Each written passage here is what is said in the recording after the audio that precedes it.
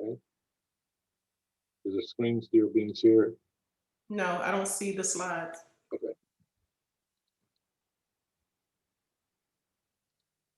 I'm on there. Next slide. Okay. The agenda topics for today's town hall meeting. We'll start out with the mission statement, the purpose of the town hall. We will continue to introduce the staff and chairpersons throughout the event. As I mentioned, David Gilbert would be the moderator. He will start the sessions with rules of engagements. What will we do with your information?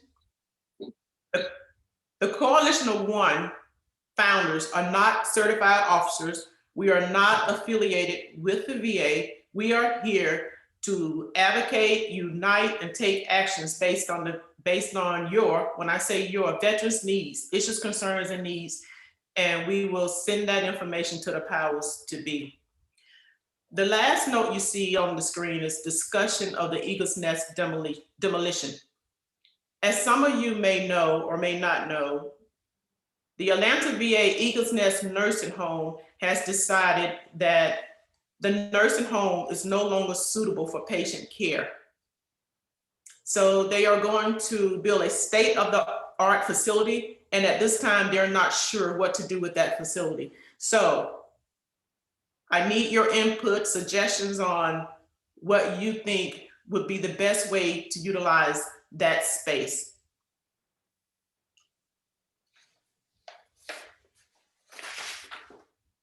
Our mission is to be the one unifying voice for veterans to unite, advocate, and take actions based on those key issues, concerns, and needs. For their family members, caregivers to resolve at organizational, departmental, state, and federal level. When we unite with all the veteran service organizations, the veteran service organizations that I'm referring to are American Legion, American Veterans, American Legion, AMVETS, which is American Vets, Disabled Veterans of America, which is DAV, Military Officers Association, and I think I left out the Military Order Purple Heart. Next slide.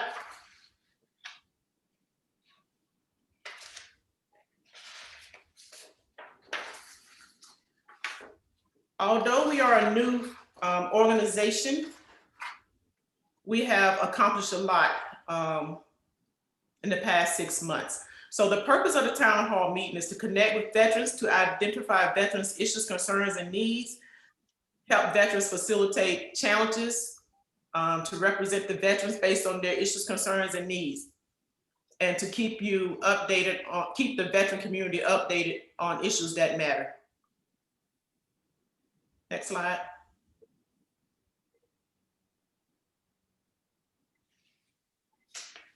Accomplishments to date. GDVS is Georgia Department of Veteran Services. We started out with trying to stop the Georgia Department of Veteran Service cuts, and we were able to collectively work with the different veteran service organizations and other veteran groups to submit letters to the House and Senate Appropriation Committee, and then we decided to take it steps farther and build up 6 core tenets, in which we'll discuss further on. We formed the committees based on, we have formed those committees, and we have addressed the issues, concerns, and needs directly to the Congresswoman Macbeth and Senator Loeffler and Senator Perdue's office and staff.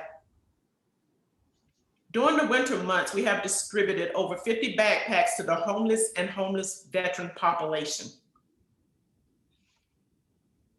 With the support of our one of our sponsors, Kaiser Permanente, we have conducted a drive-through health fair where we administered flu shots and distributed other health information. And we will continue to have other drive-through health fairs. And we will also support the VA with their COVID vaccination, as far as traffic controllers and other volunteers as needed or suited for them. Next slide. We've had Ms. Keisha Sharp, who's on the call today, provide ongoing financial literacy workshops, home ownership, that's Mylan Mortgage Company. They have also conducted Zoom sessions. For those of you who are not, for those of you who do not know what the Fisher House is, the Fisher House is a Fisher House that provides accommodation to loved ones while they are supporting their veteran or their spouse in VA hospital at no cost to them or their family. We have written a letter to the director of Atlanta VA, just based on those issues, concerns, and needs, asking to join in on different committees. We have not received any type of response to date. Next slide. Okay, I'll jump back in at this point. What you see here on this particular slide represents the collective, as Jennifer was discussing, where when we recognized that the Georgia Department of Veterans Services was on the budget line cut for the state, the various service organizations all came together.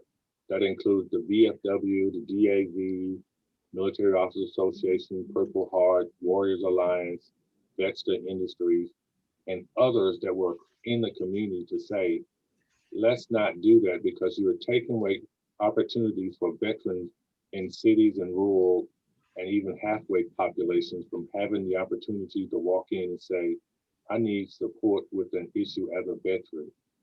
And that function was saved because of the collective work of that entire body. And we recognized at that point, there is no unifying organization that ensures all of the various service organizations are constantly communicating and talking to one another.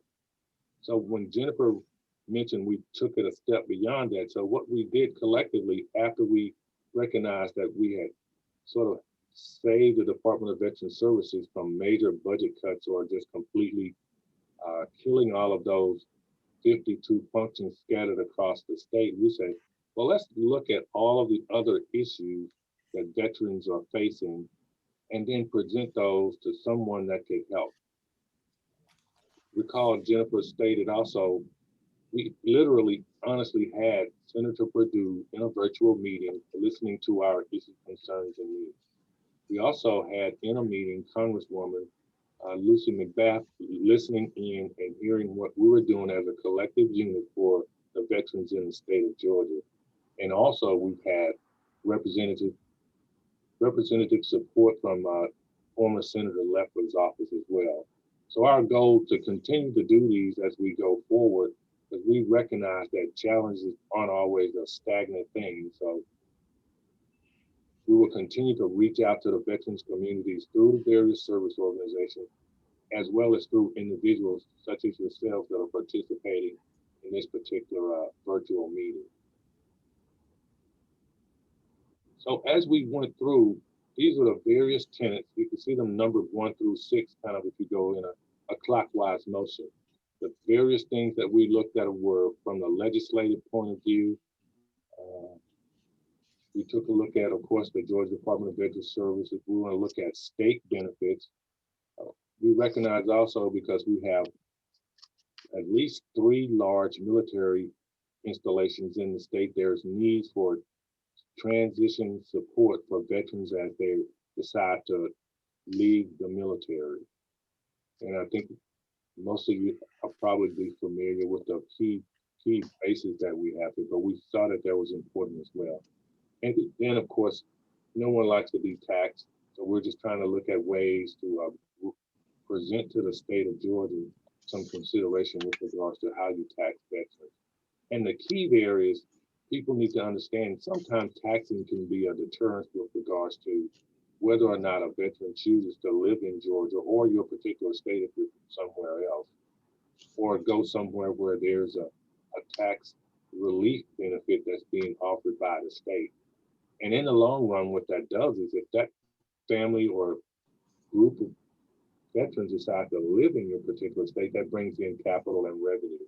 So don't just look at it as a point of not getting deep into my pocket. There is a bigger benefit for me spending my money in the state of Georgia as opposed to me living somewhere else and spending it elsewhere. So the first tenet, of course, again, we will present what those issues are in this particular tenet to the legislators. But collectively, everything you see on this particular target slide are things that we presented to the senators and representatives.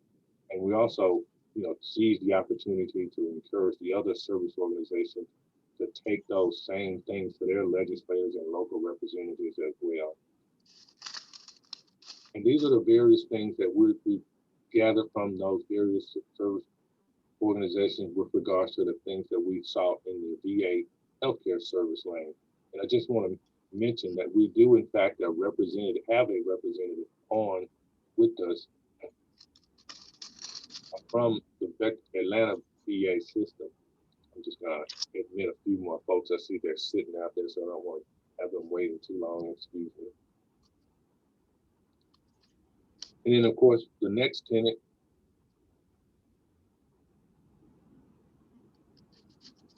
we took a look at some of the things that we thought would be key to delivering to the veteran service community of veterans to say, okay, these are some of the things that we all need to kind of pay close attention to, as we maintain our livelihoods and our families. Things such as benefits and claims, healthcare, education, financial literacy, which is important whether you are a young veteran or an old veteran. And of course, when you start to get to be my age, you just want to kind of consider things like living wills, mortuary services, as well in this particular body, the telehealth and how we manage to support the community going forward.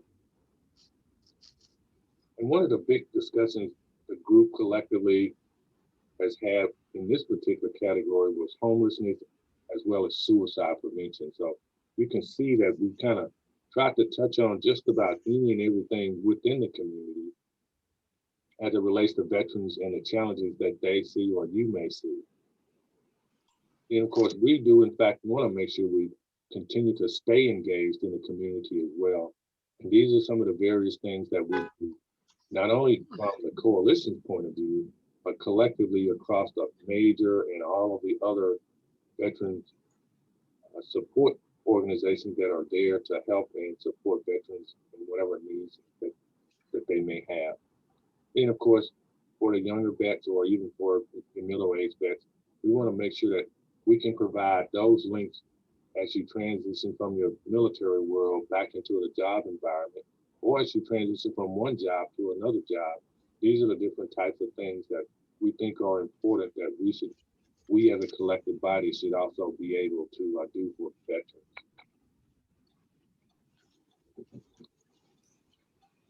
But here's why we are here today. As we open up the discussion with regards to the issue, concerns, and needs that you may have,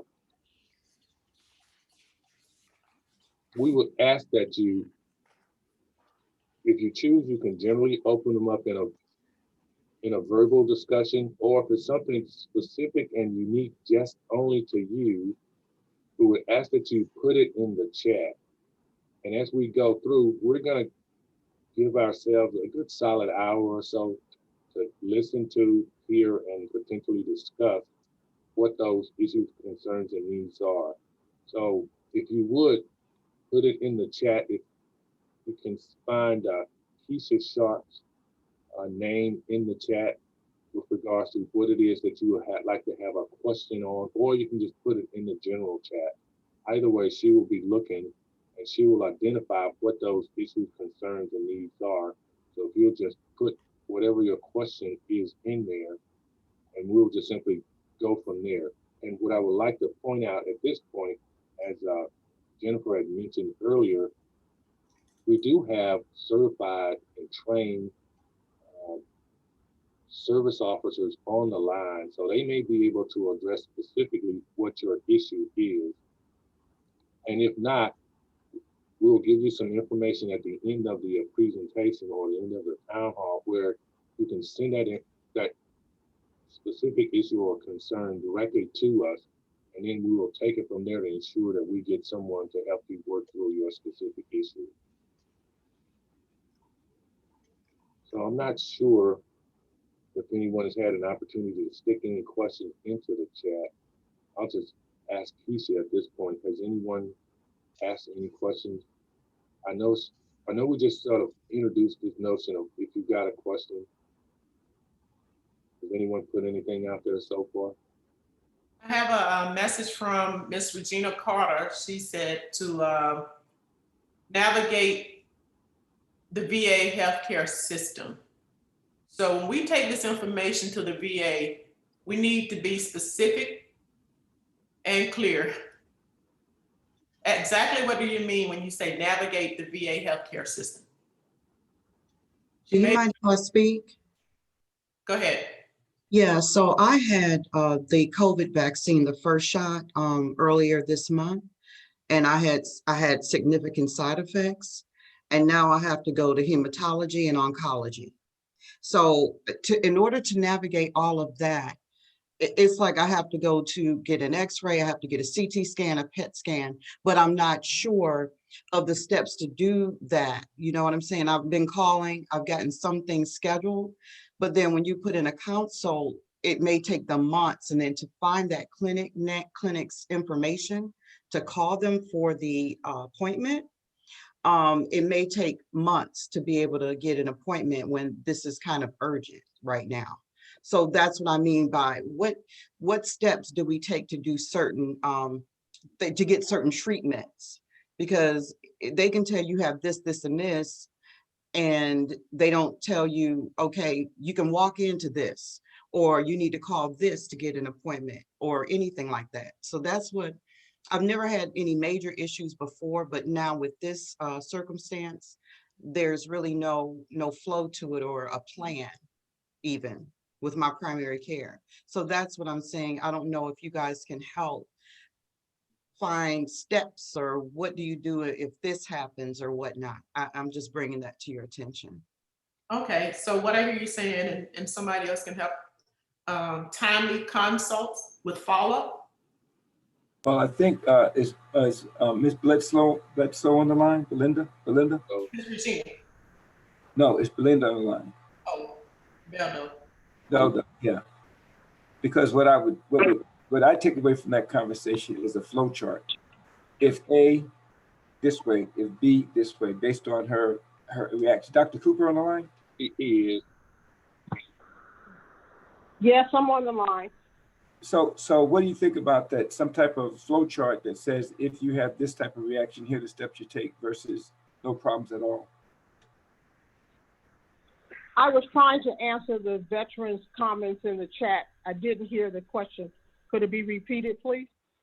Her issue is that she took the first shot and she's had some reactions as a result of it that is now causing her to have to go to a lot of different entities for follow-ups.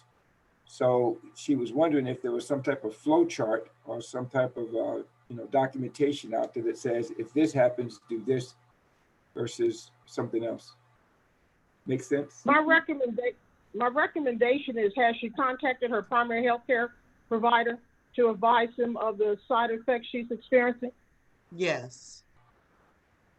Your primary health care provider should have given you the guidance on what you should do since you're experiencing some discomfort from the vaccine. So Did they provide you with the guidance? no. I would recommend if you can give me a call so we can talk specifically offline about your situation instead of talking about it in a forum. I'll put my information in the box so you can contact me and we can talk one-on-one. Also, if anyone else has any personal or private questions that they might want to ask, in the beginning of the chat, there are two email addresses. One is for volunteers and the other is for if you have specific or sensitive questions that you want to ask, so you can go there. So the next question that we have is, it says, my dad is 88. We put in for his disability almost a year now, and I've not heard anything. I thought Vietnam, Korea war vets moved to the front of the line. how can we get his disability fast tracked?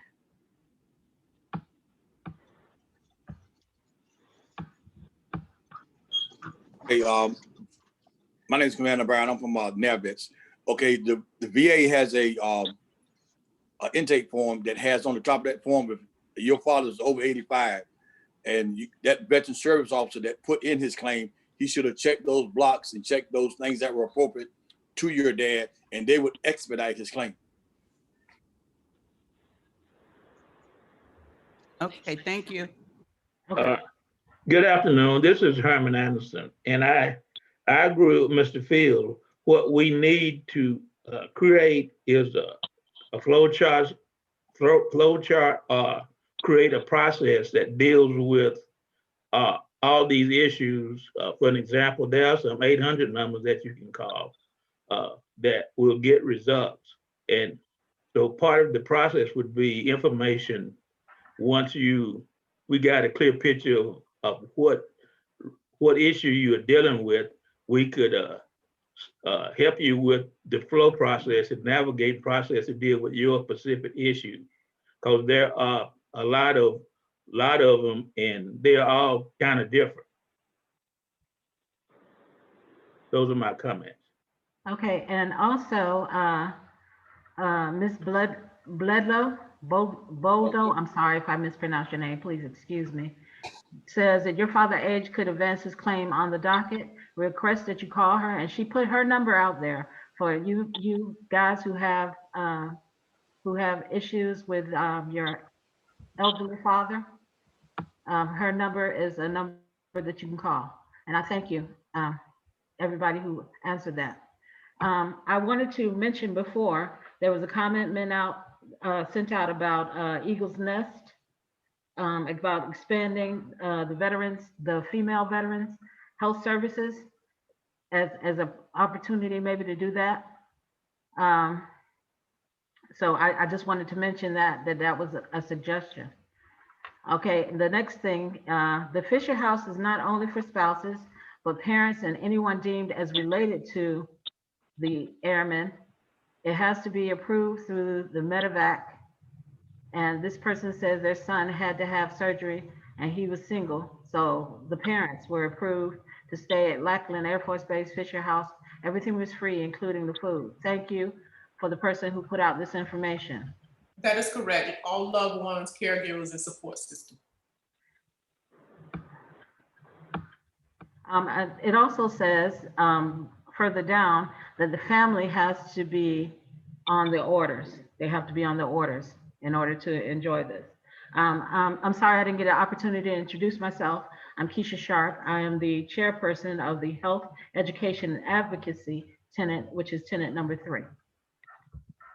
Is there anyone else who have a comment or an issue that they would like to talk about? This is an open forum, and we're trying to be respectful of each other and trying to be proactive about things. So if you have any other questions, or maybe if you have a comment that you want to put out there, maybe it's something that you thought about, you can, this is your time now to add it to the forum. You can add it to either the chat, or you can send it to an email. If it's personal or private, you can send it to one of the email addresses. And for the email address, it is info, INFO, at coalitionofone.org. And for volunteers, it is www.coalitionofone.org. Okay, I have 2 more messages. Okay, one person said, I would use the Eagle's Nest. Okay, I already said that one. So let's go down.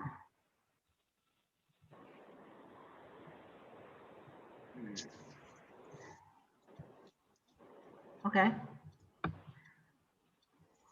Someone asked, how do you file a VA claim?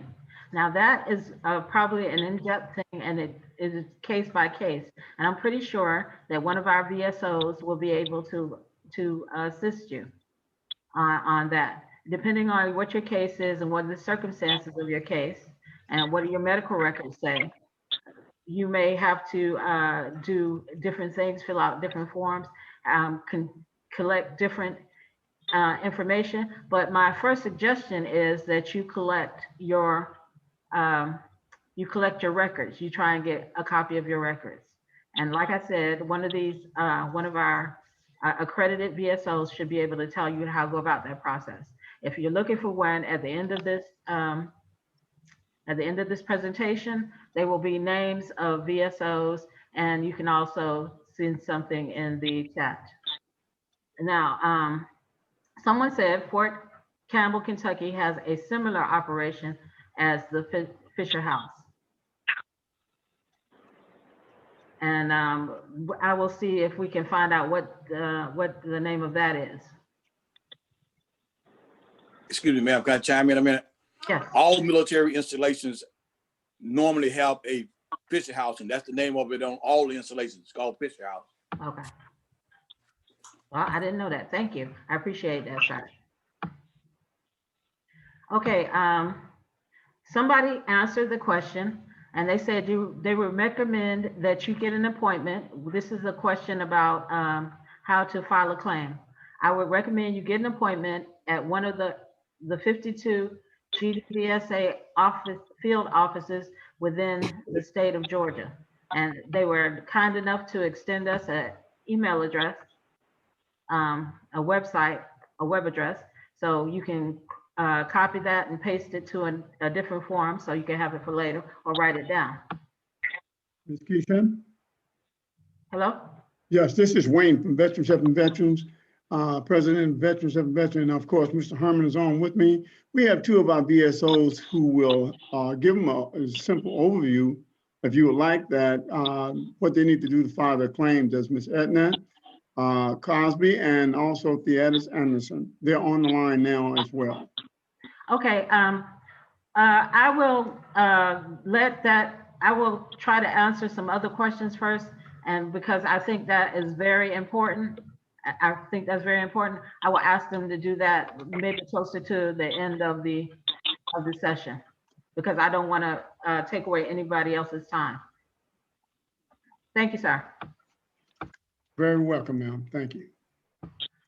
I've been trying to get the VA to approve me for a recumbent bike almost 2 years now, and been getting the runaround. Then my primary, I guess that primary physician primary patient manager put it in, and I've seen patients done MRIs and done all things asked, and I'm still not hearing anything. Voc Rehab is on board, but no one here in Savannah knows what the proper channels are, and it's frustrating. Is there anyone here who can assist this person? Anyone know how to get a recumbent bike for physical therapy? Okay, what we'll do is we'll put that, if you put your information, send it to the website that I previously mentioned at the very beginning of the chat, we will revisit that. Okay. Hello? Hello? Yes. Yes, if you go to the Catch a Lift program, CATCH-A-Lift,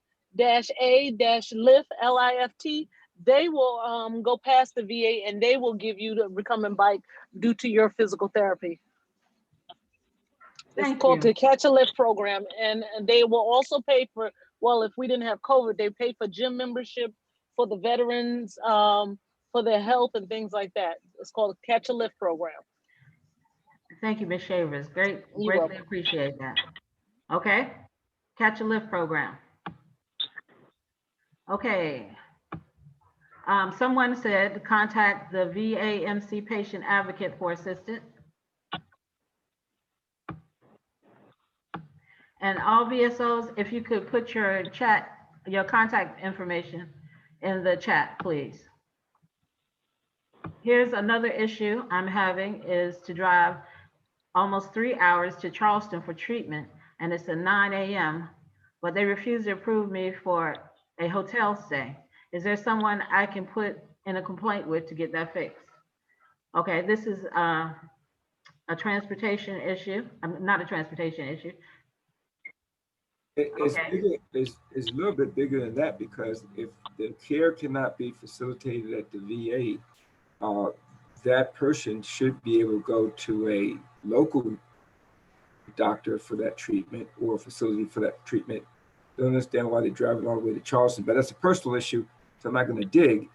But if the VA can't provide that service, they should be able to go to a local doctor that can provide that service and have that covered. Okay. Anyone else? Ms. Boldo, did you have something you wanted to say? No, I just getting ready to put my information in the box.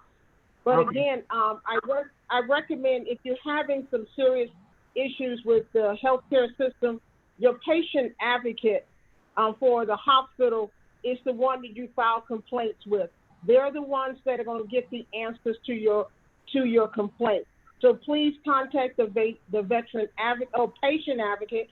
And for the Atlanta area is 404-312-6111. Hit the operator and ask for patient advocate. Okay, I saw something that was that I meant to mention that was earlier. It said that to talk to your what is the word? It was in your caregiver. It was talk to your social worker. Now, when the first time I heard of a social worker was in December. I didn't even know that we were authorized, and some other people wouldn't know. So I'm going to mention that we are all supposed to have a social worker who is supposed to help us to navigate some of the things that we need in the at the VA. Okay. The next person said, I don't understand why the VA is not seeing patients for annuals and dental.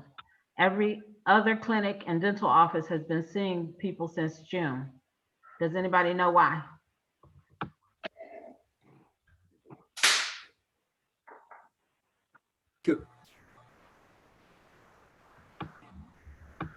Ms. Boldo, and Yes. I'm referring to you because I know you're work with the Veterans Administration. Can you kind of give us the current status of the Veterans Administration, what they are doing, what they're not doing as a result of the COVID?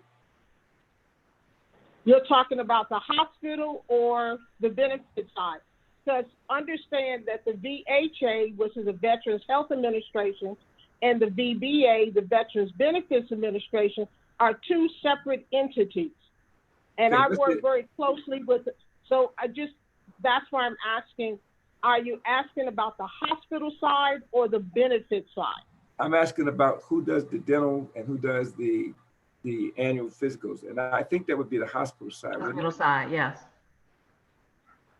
That would be the hospital side. And that question was brought up once before about dental services since they're under the COVID situation. I was informed that patient needs to contact their local dentist to see what the condition is, how severe their condition is. And again, if you're having problems with the administration or any of the medical departments, please contact your patient advocate. That's where you file those complaints, and they have to get an answer to you on why services are not being treated. Okay. And what we like to do, and I'm kind of getting ahead of myself, the questions that are coming to us, if you can give, and I'm not knocking anybody that does, if you can give a little bit more detail as opposed to call somebody, because I'm pretty sure all these folks with these issues are calling somebody. So as I stated earlier, what's the next step after calling somebody that gives a little bit more emphasis? Because I called the VA to get an eyeglass appointment, right? And they told me the line, the number was backed up, and my wait time would be 1 hour and 5 minutes. Oh joy. So I'm a little bit more resourceful and I can work around that, but there are other people that might not be able to. So when they're confronted with these long waits, is it just throw your hands up and just wait, or is there another remedy that can be addressed to get a little bit more, get an answer? Because that's what people are generally after an answer.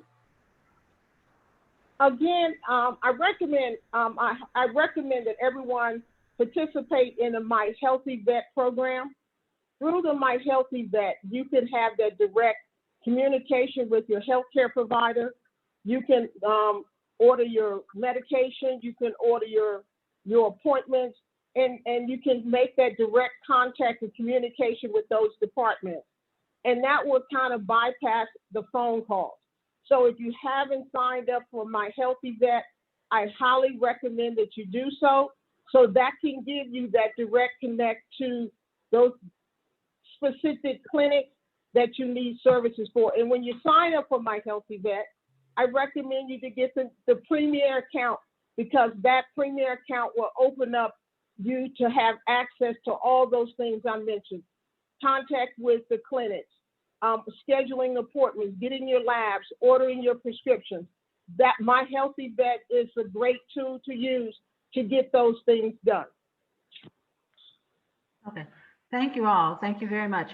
Okay, I see that someone said that they refused dental care and it was an extreme emergency, and they contacted the patient advocate to no avail. But as Ms. Boldo said, she says that maybe if you connect with My Healthy Vet, it will be a better process for you. Okay, and also there in the chat box, there are various other information, like one says that the VA will not complete dental for a veteran unless they're rated at 100%. And I pretty much am sure of that because I've tried to get it myself. I was turned down for it. You also can get dental if you had a prior medical issue with dental and not have to be 100% as well. Okay. Okay. Oh, while you were in service, you're saying? Service related. Yeah. Correct. Okay, service related. Okay, thank you. I appreciate that. Okay, and this says you can only send a secure message through your PCM to send to the social worker per the social worker I just spoke with on last week. Patient care managers, you can send a direct secure message. Okay, I don't see any more messages. Are there any alibis? Cliff Williams had his hand up. Oh, okay, I'm sorry, I apologize, I missed that. Go ahead, Cliff.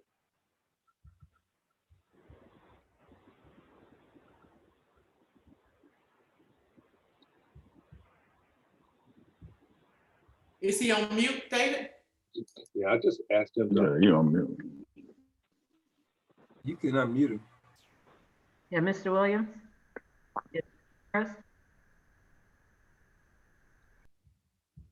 I see Mr. Salas raised his hand. Mr. Salas, did you have a comment? Yeah, my name is Mike Sauls. Can everybody hear me? Yes. Okay. I'm a veteran activist and a veteran advocate. And as you deal with these things that people are typing questions about, you have to be able to take one hat off and put on the other hat.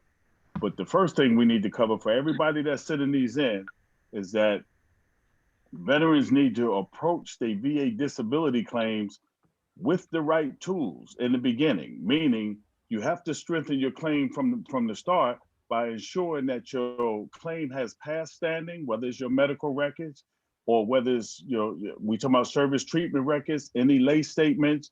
You shouldn't have to write them afterwards. You should already know what your injury is and have that ready. Your history of post-service complaints, meaning you need to be speaking to a doctor and telling a doctor what your issues are and that they of service, so that can be documented and recorded. And then what's the current diagnosis? What's the current prognosis? If you're filing a claim And you don't have any of these other than to expect these service officers to look at your records, what happened in the military, and then it goes to the VA system and the VA says, we see nothing about you complaining in the last 10 years or 20 years of these issues that's of service. Then you're caught up in the appeal process. And then you say, I've been fighting for 20 years to get my disability. Well, you haven't changed and added those other pieces. So you're always stuck in the fact that you do have records that say you had an injury, but you got 20 years of nothing current to say that that injury is still going or that is worsening. So that's important for all of these veterans to know as a precursor to getting involved. It's okay to say, how do I file a claim? But if you have all that paperwork that you bring to the service officer, you're helping yourself halfway through it. Now, it doesn't negate that you won't have a appeal, but once you get into the appeal process, it makes it easier because then someone who's representing you can articulate to the judge the legal argument. How does your current disability meet that which happened to you in service? So if we don't get that right, we'll always be talking about, we've been fighting for this. How do I file the claim? How do I do this? And service officers can give different versions of it, but the veteran has to strengthen themselves first and come to the game with all those tools that helps make it easier to get service connection. Thank you, Mr. Sauls. And later in the in this presentation, Mr. Sauls is going to give us a brief. Cliff, your hands are raised. Cliff Williams. Yeah, I think you can probably. Hopefully, everybody can hear me now, right? Yeah, we can hear you now. Okay, we were talking about the dental stuff earlier, and I had a chipped tooth, and what I had to do is go through community care, so that might be something that you can look into. Once they put it over in community care, I was able to get the service done that I needed. Okay. So a lot of the things that's going on now because of the COVID, because they're not seeing patients, they'll send you out to community care. That should, but like they said earlier, you got to be 100% already to, or have a previous condition with regard to dental.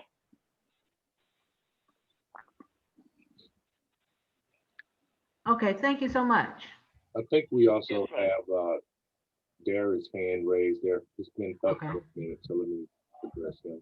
Okay. Okay, well, hey, I want to just chime in with Mr. Sauls. The bottom line is that what he was trying to express to you, that if you don't have a diagnosis, you don't have a claim. You got to have a diagnosis to have a claim. You got to get with your doctor, make sure that you have a diagnosis. And you can't have something that happened to you in 1902, and now you want to claim it in 2021. If ain't nothing been did in the last year or so, it's not current. The VA is not gonna, they're not gonna accept that. Is exactly what he's saying. They're not gonna recognize that. Because if you wait 20 years to file a claim because you hurt your ankle playing basketball in Germany in 1950, they're not gonna go with that. So, and the other thing, the lady with the lady from GVA is that care is based on, because I deal with all 52 of the VA regional offices. If it depends on what status that area of the country is in. If they in whatever status for COVID, that's going to slow down the amount of services that they provide. Some of them don't provide any because some of them are locked down. So you're going to have to take that into consideration too. Just to chime in on that point real quick. A lot of times people think only what's in their medical records is what the boards consider. And you've got to have consistent documentation if you're expecting to take get a claim on something that's happened to you. You've got to show that it's a recurring problem. It can't just be the one time that it occurred and it's in your medical record and now you're compensated for the rest of your life. If there's been no follow-up, if there's been no continuous care as a result of that ailment, then there's no reason for you to be compensated for it. That's only a common sense. So you've got to go, every time you go to the doctor for that issue or you have a problem with that issue, it needs to be submitted to your file so that people can see that you're having a recurring problem. And that takes care of itself when it's time for you to apply that claim. Thank you. We see Belinda Boldo has her hand up. Yes, I just want to say I recommend that everyone to get someone to represent you, get a service organization to represent you, because they're the ones that can assist you through the process. When you're filing a claim for VA benefits, there are several ways you can file it. You can file a claim as a disability directly related to military service. You can file a claim that you have a service connect disability, but because of that service connect disability, it caused other issues. So now you can file a claim secondary to the primary service connect disability, or you could have filed a claim indicating that you came on active duty with an issue, but while you were on active duty, it was aggravated. So that is why it's imperative, or I highly recommend that you get with your service officer or your service representative, and they can assist you with identifying that. Because VA is looking for three things. They're looking for that event, that injury or exposure you had on active duty that caused the condition you're filing a claim for. Two, they're looking for that condition to be diagnosed.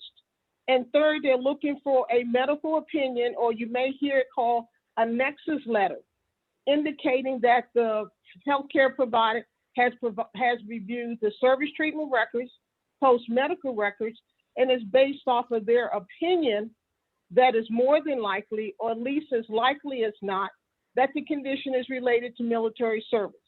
Those three criteria have to be met for VA to consider service connection. So if you do not have a service representative assisting with you to navigate through the benefit side of the house, then I highly recommend you to get one, because they can assist you with answering those questions. So when you're talking about, I've been trying to get claims for 20 years, they can give you guidance and let you know what you're needing to meet the criteria for service connection. Thank you so much. I greatly appreciate that. I'm going to ask a question myself, and then I think we're going to have to move on because we have other things that we need to go over. My question is, how do you choose a VSO to go to? Because I know that I have talked to a few myself, and they have, I'll just say they have been disappointing. So how do you know, to get a good VSO? How do you go about that? That's too subjective to ask, because it's not fair to VSOs. You might have a different way that you articulate things that one VSO would understand differently. You got some VSOs that will speak the truth to power. Talk to folks, tell them just what's up, say just what the gentleman said that spoke after me. You don't have a history of it. You're showing that it happened in service. You don't have this ongoing diagnosis or prognosis. They might be the straight up person. You got one that would just take your claim, move your claim, and don't tell you the truth about it. You in appeal, you working through this. The VA keeps confirming and continuing their denial. So it's subjective. You have to find someone that meets what it is that you're trying to do. If a VSO person that you're speaking to isn't speaking to that level, then you move on to someone else till you find that person for yourself. And that same thing I tell a veteran, if you're going to see a doctor at the VA and the doctor keeps telling you that you don't have anything, there's nothing wrong with you, in 20 years you let this doctor put that into your records, don't expect the VA to look at that record and then say, no, you have something that's service connected. I mean, the doctor been saying that it don't exist. Same way you have to choose. What person kind of meets your communication style, what it is you're trying to do. But most importantly, we have to tell our veterans the truth. If you don't have anything, or if I tell you that you don't have a diagnosis, your mission is to go get a diagnosis, not keep pushing it or run to another VSO, because it may end up being the same thing, or somebody will be endearing to you, but the outcome is going to be the same from the VBA. Not service connected, confirmed and continued denial. So you got some true sayers, and then you got some folks that will just take the big heart veteran VSOs that will take you in and try to work you through the process. In the end, the outcome becomes the same: confirm, continue, denial. So there's pieces that veterans have to do themselves to make sure that things are right. And if you got a VSO that's telling you the truth, but you don't like it, don't just switch over to another VSO. Listen to what that veteran service officer is telling you. He's telling you you don't have a prognosis, you don't have a diagnosis. That's going to be the key. What I'm talking about, I understand what you're saying. Yeah, but what I'm saying is, what if you trusted someone and they say they're going to help you and then they disappear? You know, Fire them. Yeah, you got to fire them. You have a right to fire them. Every VSO is not endeared to you, and you don't have to stick with them. You can report them. There's many things that you can do if you want to take care of that. But the key thing to move your claim going forward is you stop doing business with that VSO. You say, okay, I trusted you. You're not doing anything. And a lot of them have big hearts, but don't have the knowledge. So you have to accept that too. And when you can read that they don't know all the next steps, let me go check with somebody, let me go do this, let me go do that, and they don't get back with you, then what you should be doing is saying, okay, I get it right now, but in order for my claim to move forward, I need to go find me another VSO person who is now active and who is advocate and do what they're supposed to do. You have to choose that. Every veteran has to choose that. Okay. I appreciate that. Okay, I couldn't see how to put my hand up. Yeah, that's what I was trying to get to. Okay, I couldn't see how to put my hand up, so let me say something right now. Mike is on spot with that. I think this is the missing piece of the puzzle right here. A lot of veterans do not take accountability for themselves. We need to become our own best advocate when it comes to our VA claims. We need to empower ourselves and educate ourselves on the different VA benefits and what's available to us. We have to take the lead on that. Okay, thank you, Jim. And no one, and you cannot, I mean, I'm not gonna do that. I'm not gonna say that. Thank you. We have to trust our instincts. We have to do the due diligence of working to find out what's available out there for us and not take everybody's word. Okay. Once we educate ourselves, then we can say to that person, no, you can refer back to whatever policy or documentation you read. And if you're not satisfied, then we choose another person. I had a VSO tell me one time that I had 10% service-connected disability. I had a service officer tell me, American Legion service officer tell me, came back and told me after I filed the claim again, no, that's all you can get. And I looked at him and I said, that's not true, because I did my homework and I knew. So from that point, I made it a point to make sure that I was educated enough to know what I was dealing with when it came to my own disabilities and diagnosis and the claims I needed to file. Okay. Let me have two. I got two hands up. Yeah, two hands up. Wow. Terry. Yeah, can I say something right quick, Dave? Yeah, I know everybody has good information and everything, but we're going to try and move on. So if you guys could just give us a brief, we'll do Terry on his Galaxy S2 first, and then Mr. Dairies. Hey, Keisha, you can delete me off of that. Mr. Saul's already covered my point. Okay, then. Okay, so Terry, you have something to say? Can you hear me? Yes. Yes, we can hear you. Hi, everyone. I'm a former VA raider at the Atlanta VA Regional Office. I retired in 2018. Based on what many of the VSOs have been stating, is that many of the veterans do not understand the process on how to file a VA claim.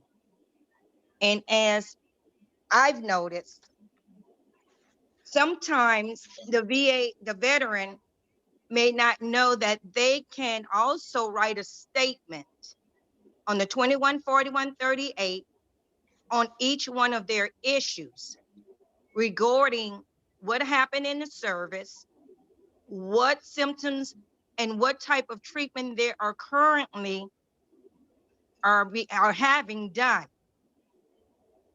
veterans raters are all on production, as probably many of you all know that.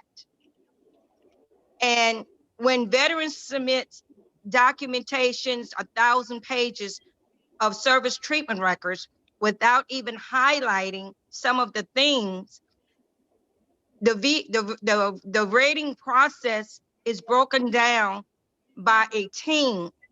You have your veterans service representatives, which is called the VSRs, who actually goes through your particular claim and the service treatment records to see if it is in service. Those VSRs are not as experienced or trained as the raters. However, it is the raters' responsibility to also go through those service treatment records any event those things have been missed.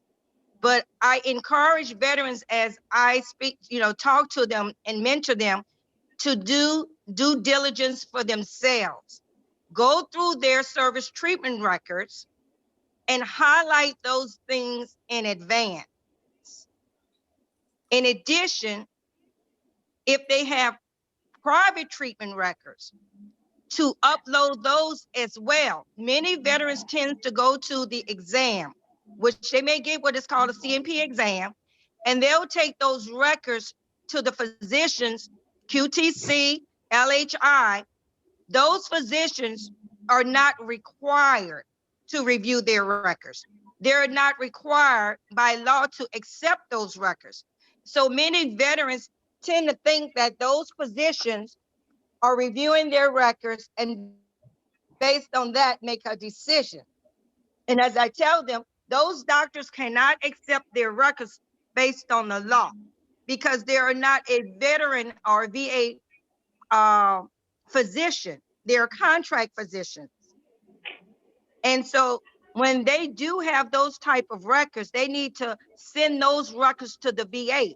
Because even if the private, if the QTC doctor or the LHA physician make a comment that the veteran stated that they saw this particular doctor, I, as the rater, must request those records. I cannot rate that veteran without requesting those records. I cannot go by what the doctor said the veteran stated if we do not have those records. So it's still due diligence to the veterans to make sure they have all of their information submitted with their claim at that time. I also want to give you all, there's a regulation that is open to the public. And what we do as raters is in that regulation. So I will text it to you. I'll give it to you right now. It's www.know.va.gov.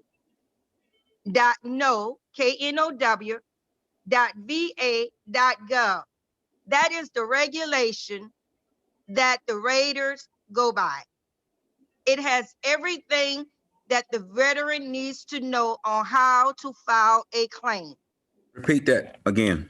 www.know.va.gov. You may also see it as know.ebenefits.va.gov. I would type it in if no one else can. I give that to the veteran every time I speak to the veteran. That is the regulation that was opened up to the public around 2017. We used it as a rater when the system went down. So when the system goes down at the VA, we have no access. So they created this for us to be able to get into the system when the actual system went down because it's over the internet. It has everything the veteran VSO needs to know on everything, on the changes, their laws changes on daily. So when a veteran may say, "Oh, I got this," that law has changed for shoulder. It used to be 10%. That changed back in 2017. It's automatic 20% for paying for shoulder. So it gives them everything they need to know from the process to what they need to submit and on how we rate. 38 CFR is another one. The veteran can go and learn about how we rate. It's not that you don't have certain symptoms, but rating is based on the criteria that has been established by the regulation and the laws, not the rater themselves. However, it is the rater's responsibility to look at all evidence and not just the CNP exam. So that's why I encourage veterans to always provide a statement on a 21-4138 regarding their particular issue, because there are some issues that the veteran can make comments on, that they're qualified to make those particular statements. Repeat the form name again. Whereas a diagnosis may not necessarily be needed to get a CNP exam. However, we do look at the diagnosis to make sure that you currently have a diagnosis, and if that diagnosis is valid for what your injury was in service, or it was a progression of that same injury. And that's what veterans have to understand. Just because you had an incident in service, your current diagnosis may not be a result of that particular injury. However, only you know how it progressed due to whatever happened over the years. And you may need to be able to articulate that in writing. So much. That was awesome. And there in the chat, there is a link that was given by someone, and I greatly appreciate that. Now, we're going to move on now, and I'm going to turn it back over to David. Thank you all for your help in answering these questions, and thank you for bringing these issues up. Thank you, Keisha, for your leadership. I would just, before we move on, just say, although we spent quite a bit of time on claims and benefits, there's more to the veteran community that needs to be addressed than just filing claims and working through benefits. We have challenges with regards to veteran suicides. We have challenges with regards to veterans being homeless, challenges with regards to the veterans being hungry. We have challenges when it comes to supporting family with mortuary affairs, life wills, living wills. We also have challenges as it relates to veterans needing structural changes in their living quarters to support their concurrent conditions, as well as supporting and needing caregivers. So I just want you to make sure that your mind is broad, because the community is broad with regards to the needs of things that we should be trying to get information from veterans on, so how we can then best help them.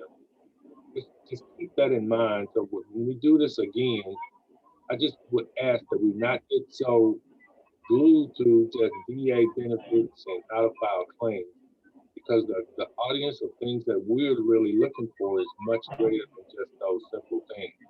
We have young soldiers and sailors and airmen and Marines that are leaving service, that are looking for jobs in a pandemic environment. We need to figure out, how do we get them back into a useful construct of being able to not only just feed and take care of themselves, but feed, take care of their families as well.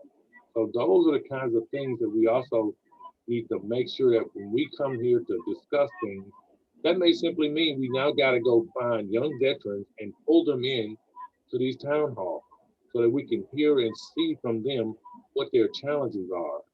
You know, they may want to relocate, but the government say, well, this is your final stop. We need to figure out where to tell our veterans, where to best go, what are the industry hiring trends are with regards to what we think you would qualify for based off of your service, based off of the education that you picked up along the way in service. And oh, by the way, we need to be able to say, go back to school and you can get this, this, or that, because you now have those benefits in your pocket as well. I do appreciate all of the discussion with regards to what we have talked about, benefits and claims. We've got to be able to reach back to that next generation that's departing service and be able to help them or guide them and steer them. And we got to figure out ways to say to Congress or our political leaders, these are things you got to be doing for our young veterans. And we can see one right over the horizon. COVID-19 affects the veterans that are out there every day doing things to protect and defend our way of life. We know it's going to happen because we've seen some of it already start to take place with people having long-term effects. So that is a legislative thing we've got to now figure out how to inject into VA to say, we need to be able to take care of these soldiers because they're going to have some long-term effects. Maybe not all, but certainly some will. You know, the way I run up a hill and injure myself may not be the same way you run down the hill and injure yourself. This is one of those. So I appreciate all the discussion on the benefits part, but we just got to broaden our minds the next time we come here. The community is certainly much larger than that. So I'm going to hit the pause button on my clock because we were about 10 minutes short of getting out of this particular segment. And I know, Dennis, you raised your hand there for a second, but if we can just kind of make sure we extract ourselves and go on to the next piece, I'll give you a couple seconds if there's something that you want to say or add. Yes, sir. Very quickly, I'm retired First Sergeant Dennis Palmer. I just put some information on the chat there I think would be helpful. If you're looking to have a job with the government, sell to the government, be a contractor, I can help you along if you have any questions. Great, thank you. Okay, so I'm going to go ahead and transition into our next phase. I'm going to turn it over to George and let him take us through that. So we've kind of talked about all of these things, trying to speed through, hit the wrong button. There you go, George.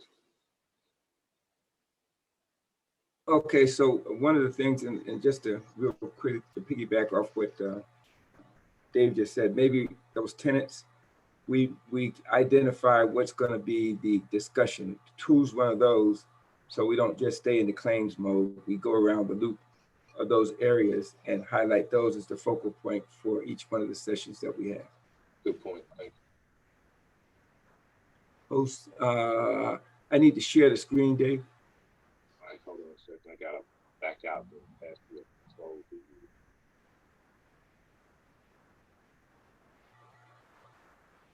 And some of this is just redundant on what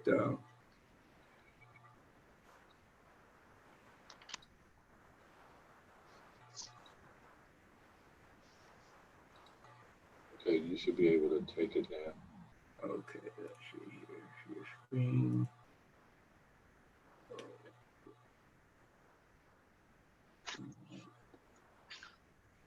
Okay, there we go. So we got this one. All right, here.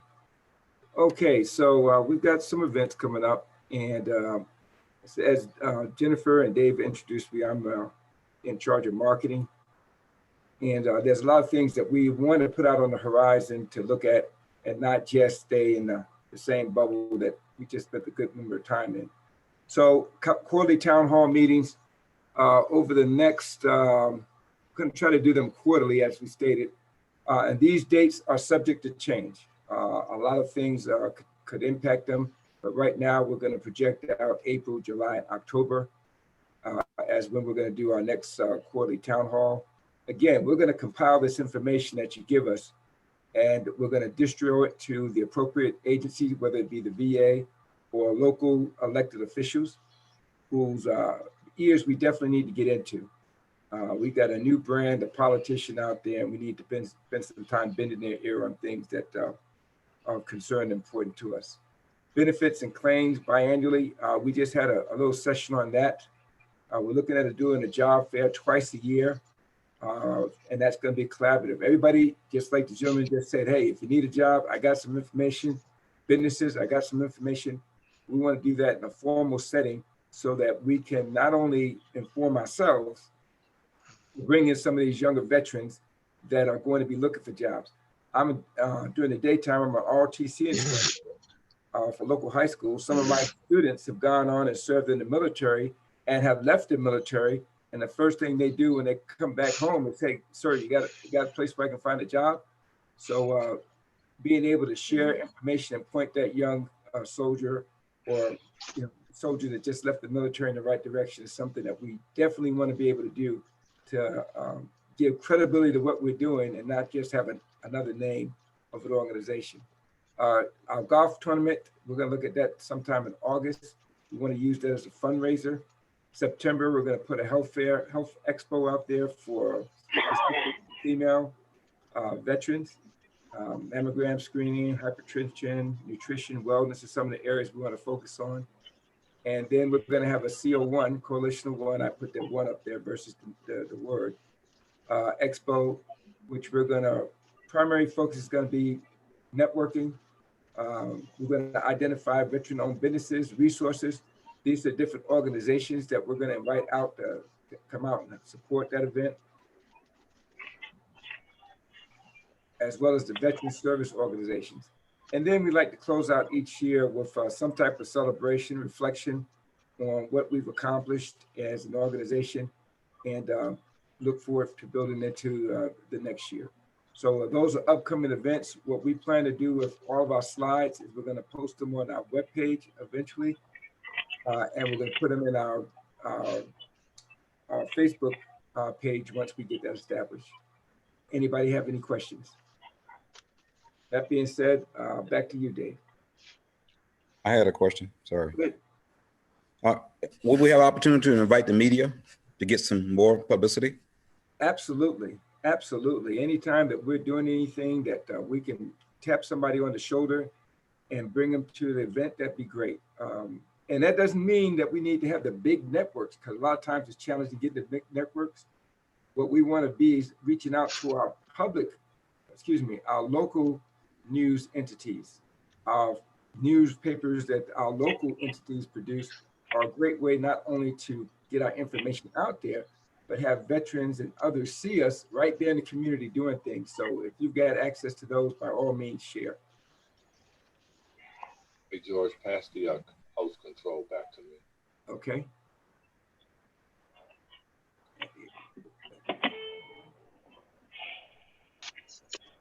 Stop sharing. Okay, I'm trying to get it back to you, Dave, just a minute. Make one first stop sharing. Yeah, I'm trying to get the controls here. Stop sharing, there we go. Yeah, highlight my name in the participants. Okay, Dave, there we go.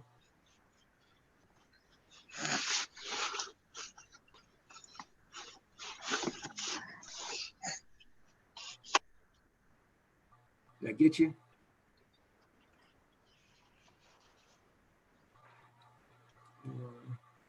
Let's see. You there, Dave? Still getting a sharing screen from you. Yeah, I clicked on stop sharing. My camera should be off. Oh, come on.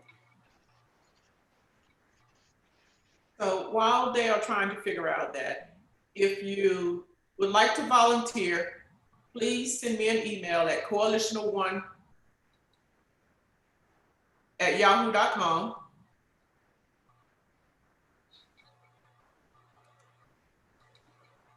coalition01@yahoo.com. Thank you. Got it back now, Dave? I do, thank you. All right. We're going to continue to brief.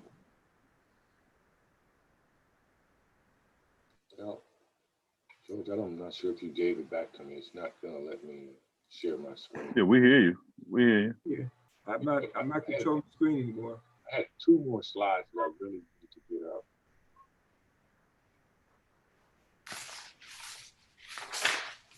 I hit stop sharing again, Dave, just to make sure. You just started sharing it again. I clicked it on. Tell me to become the host.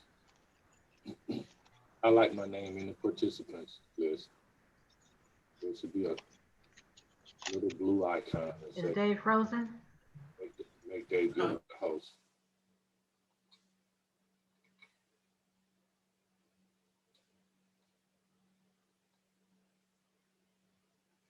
I think George is the one that just froze up. Or CVS? CVS, yes. Okay, let me see if I can do this. They're doing the testing for free in CVS and what did you say, Jennifer? Well, Peachtree Urgent Care Clinics have a contract with the, I believe it's Optum Care now For veterans who are seen primarily by the VA, you have 3 visits per year to go to an Peachtree Urgent Care that is affiliated with the VA, and also CVS. CVS have many clinics. It's called Mission Care, through the Mission Care Act. Through the Mission Care Act, yes. Thank you. But yes, just for you know, CVS is only the ones that are near VA, because I went to CVS last night and they say they're not participating. It's just the ones that are close to VA. No, I live in Roswell. I went to the CVS here, so we need to figure out which ones are actually seeing the patients in these locations. But I live in Roswell, and I went to the CVS here, and I am about 45 minutes to the VA. Dave, you good? You still have the host control. Hold on a minute, Dave. Hold on. The slide that he's trying to put up is on COVID-19 vaccinations. As you know, the VA is now giving out vaccinations to 75 and older. From what I understand, you do need an appointment, but if you're 75 and older and you do not have an appointment and you're trying to get in, you can go on standby, walk in and see if you can get an appointment that day. And it depends on if they have any vaccines left, because once they unthaw the Moderna vaccine, they only have so many hours to use that vaccine. Keep in mind that when you get your Moderna vaccine, first dose, make sure your second dose is Moderna. Wherever you go, if you get the Pfizer vaccine, make sure your second dose is manufactured by Pfizer. Hey, Dave, which, is that the slide you're trying to show? Go up. Number 17. This is it. Okay. 17. So these are the different COVID locations. If you do not see a location or a center, you can take a picture of this. If you do not, or we can email it to you. If you do not see a center close to you, let us know. We'll go back and ask the VA if they could add other information to closer clinics, or if there is another clinic that's close to the location. Somebody's got an open mic. Although you see walk-ins would not be accepted, I've been told that if you walk in, in the afternoon, if they have the vaccines available, they will allow you to take that vaccine because they cannot use it after so many hours. Okay, this is the COVID-19 vaccination drive-through that the VA had a couple weeks ago, January 16th.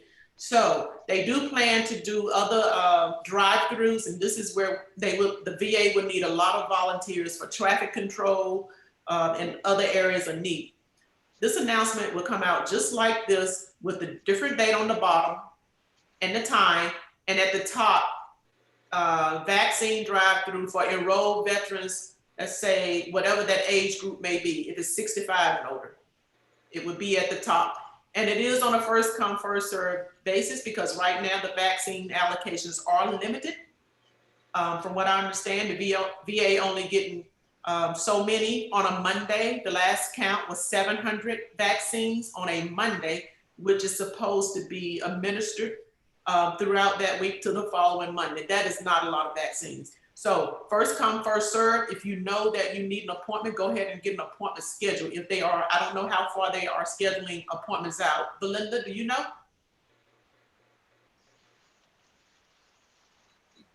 Okay. Hey, let me No, I do. No, I do not know. Like again, I just say go to your primary health care provider, but I'm not quite sure on how they're doing the vaccines through the VA system.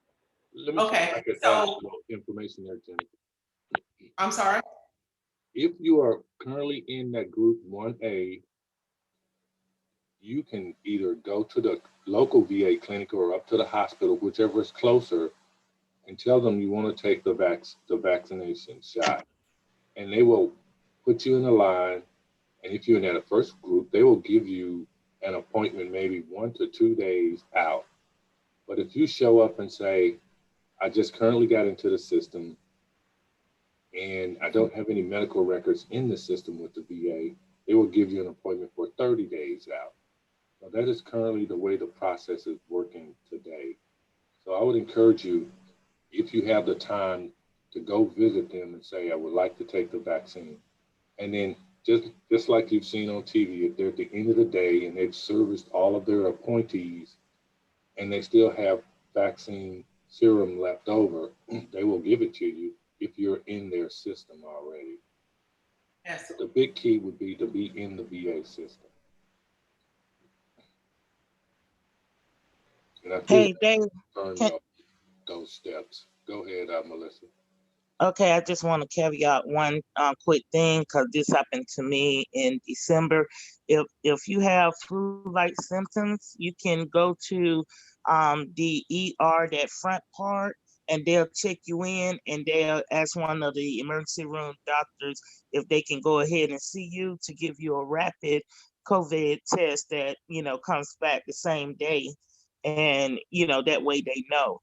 And you can probably ask for the vaccine, at that time as well. But if you walk into that front part, the new part, and check in, because that's where I was directed to when I had the flu, and they checked me in and they asked the doctor if he could see me as well in the ER, and just kept me there, FYI.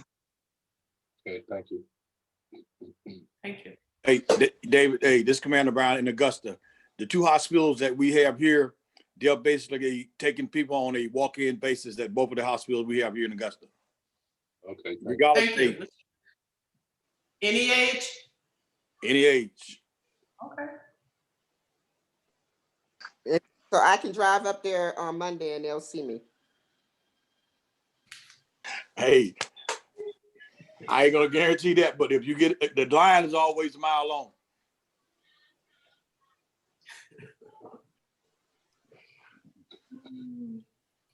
Dave, I'm on the right slide. Yeah. Okay, Veteran Service Officer, the importance of, Mike Saul is going to give us a brief message. Right. Okay. So as it was already spoken, to not malinger on claims, VA disability claims, how do you become an activist or advocate in terms of your own? We already touched on that. Here's what I want to say about these town hall meetings, because the VA does town hall meetings. And I've been town hall meeting out in terms of the VA. But as your organization becomes bigger and you bring more veterans to this, just know that benefits and healthcare is going to be the left foot and the right foot of all the statements that will be brought here. Your workshops can talk about, the issues, job fairs and those things that we saw a list of. But understand that when you get these veterans coming, you say, give us your comments, tell us what's your thoughts. It's going to be one of two things. The VA is not treating me right, or how do I move around the VA, as some questions were said, and then how do I get benefits? Those are important to understand because that is the connector to everything. When you talk about poverty, veterans are trying to get benefits so they're not poor. When you talk about unemployability, government contracting, when you go through benefits or you become 100%, there are benefits that come out of that allow you to move around and maneuver. Or just the same. When you talk about healthcare, you're talking about the wellness, you talk about a veteran who's 10% who could go to the VA and their medications and services that not related to that 10%, which is most often hearing, they're going to be paying or have to be getting bills for that medication that they're getting. So these are going to be the catalysts of what veterans are talking about every time they come and they have an issue. Now you have veterans like me that's into government contracting, but then I went through the benefits piece first, and then I started looking at what my benefits give me. So the gentleman who spoke about government contracting, that's entrepreneurship, but that's going to come through either vocational rehab or any element of that will allow them to set up their own business to do that thing in terms of government contracting. If it's employment, then they're trying to get voc rehab to better their skills so they can get out and make more money. But the catalyst is going to be benefits. Because if you're walking in there with 10% and you're saying, I want to get all these benefits, it's not happening. So they're looking to increase it. And that's why you'll find out in these platforms, as you do them in the future, you're always going to be fielding questions about that. Your workshops, I'm interested in dealing with the poverty issue, the homeless issue. These other issues is what you're going to have those veterans who have already They got their healthcare basically together in terms of affordability, where they're then able to volunteer and go out and speak to that particular group of veterans who is trying to extend themselves. The majority of your veterans are fighting for health care and benefits, and you'll have that. So I really want to say that rather than go through the pieces that I would have had that everybody spoke on. Young lady that gave the 38 CFR and all these links, all that's been said that I would have said.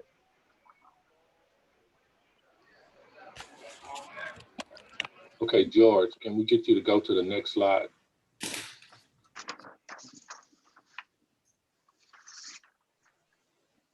What you see here on this particular slide is a list of those veteran service officers that have agreed to work with us with regards to helping answer your questions as it relates to VA benefits, VA claims. And at the bottom of the slide, we just wanted to make sure that you understand, if you can't reach that VA accredited certified service officer, you can go through the organizations listed below that are working directly as a coalition. This group that you're talking with and interacting with today includes the American Legion, AMVETS, Disabled Vets, Military Officers Association, Purple Heart, and the Veteran. I know it kind of chopped off on the slide, but that's what the last bullet is all about. These slides are already up. George, go to the next slide. These slides are already up. So if you just visit us on the web, you will find a section on the web, excuse me, that says program. At the very bottom of that particular tab on the web, there will be a spot that says Coalition Briefings. Click on that and go one more layer over, and it will take you how you doing? To the slides that we presented here today. And I would encourage you all, if you are a veteran in some capacity, seek out one of these organizations. Get up. Two Ethiopian coffee. I mean milk and garbage. Please mute your mic. George, you can. The only milk in the garbage? Not me. You can mute that person. You have the host control. Okay. Thank you. So I would encourage, as I was saying, You want the biggest one or the 16 ounce? that Michelle Haynes, whoever that is. But anyway, I apologize for that. My point, Scott, was I would encourage you, if you are a veteran and wherever your community is, seek out membership in a veteran-related organization, whether you're there for your own personal benefits and claims or you're there to help others out. We as a community need to stick together. And I would just encourage all of us to do that. So I will just leave the last word with our CEO, Jennifer, if you want to kind of part and take us home from here. Yeah, I thank everybody for coming on today. This is the beginning of something big for us. And again, I know we're going to focus on the healthcare and the benefits, but we have a bigger vision that we're looking at. We're looking at ways we can help fix real issues at the VA, like telephone system, customer service, problems with the physicians, the opioid crisis. You know, opioid crisis is big among veterans. Either it leads to drug addiction, depression, and or suicide or homelessness. So that is a huge issue amongst the veteran community that we need to try to figure out how veterans can help the VA fix that. That's the big vision that we're looking at. The benefits and claims, we can do workshops and help educate people on that, but we have to take ownership for those claims and illnesses, diseases, diagnosis ourselves as a veteran. Any feedback you can give us to make this a better town home the next quarter, please provide that, and we look forward to seeing you again. Thank you. So subject to anybody else's question, this concludes our session. George, before you go, George, stick around. Hey, Jennifer, can I make one comment? Sure. Okay, we are persons that are in my organization, NAVETS, that are a part of the Veterans Brain Trust who talk directly to the National Black Caucus. That is all the senators and all those guys that are in DC. So their next meeting is in September. So if you have anything that you need to try to get before Nancy Pelosi and Maxine and all those guys, you know, let us know and we'll try to get it to them. Okay, thank you. I'll be in touch. Ma'am, The if young- this is the Belinda young Bold, lady named, excuse me, the young lady named Terry that's on the call, please give me a call after the session. Is she still on? Ms. No. Thank you. I think Belinda. If you had somebody else that was trying to speak, somebody, I think Well, somebody dear, else was trying to speak. Go this ahead. is Belinda Boldo. You have my personal email address in the slides. Please put my VA email address if they want to contact me, because very rarely do I look at my personal one. And I put my VA email address in the chat box, please. Thank you. All right, thanks. Okay, thank you. If you're looking for the email address again, it's at the very front of the chat.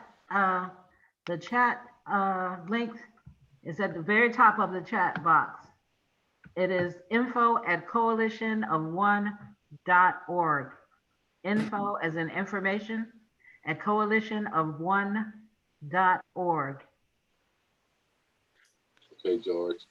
I know you're getting your grub on, but I need you to give me the host control back. I'm not. Let me go back to the host. All right. Everybody have a blessed day and Happy New Year. Thank you.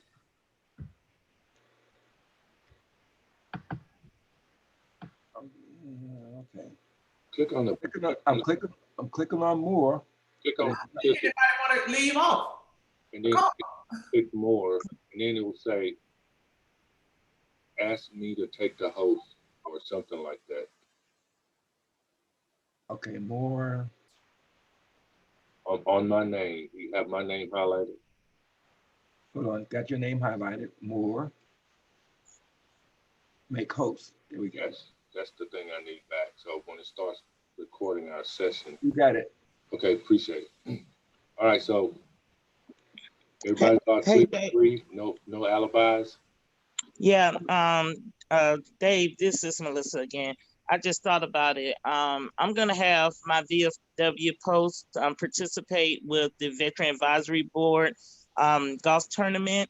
They asked us last year, but there was a change.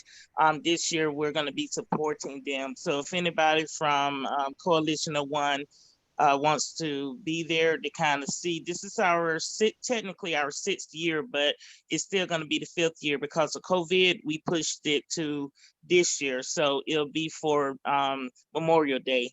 So the golf tournament is going to be May the 2nd, and I'll provide the flyer that we have for it. And you know, you can come in with the my VFW post for volunteering at the tournament. Okay, you get that good copy, Jennifer? Copy that. Melissa, you and I can talk. Yes, and I'll go in more detail. I'll give you all the information. Okay, thank you.